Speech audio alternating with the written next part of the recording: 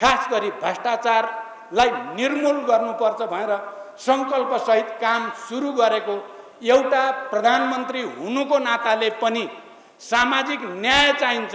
सामाजिक विभेदको अन्त्य गर्नेतिर राज्यले कदम चाल्नुपर्छ भनेर तपाईहरुले हेर्नुभयो। चाहे मिटर ब्याजको, चाहे नागरिकताको, चाहे सामाजिक सुरक्षा कोष मार्फत सामाजिक न्यायको प्रत्याभूत जनतालाई गराउन प्रयास गरेको नाताले र अनि साथसाथै आर्थिक सङ्कटबाट देशलाई बिस्तारै आर्थिक सहजतातिर लैजाने प्रयास गरेको नाताले पनि म के भन्न चाहन्छु भने भ्रष्टाचारका विरुद्ध अभियान अब हामीले राज्यबाट एउटा प्रधानमन्त्रीले, एउटा गृहमन्त्रीले, एउटा सरकारले मात्रै गरेर हुने कुरा छैन।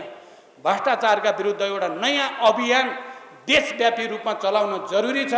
म त्यसको नेतृत्व गर्न तयार छु। तपाईहरु सबैको साथ सहयोग आवश्यक छ।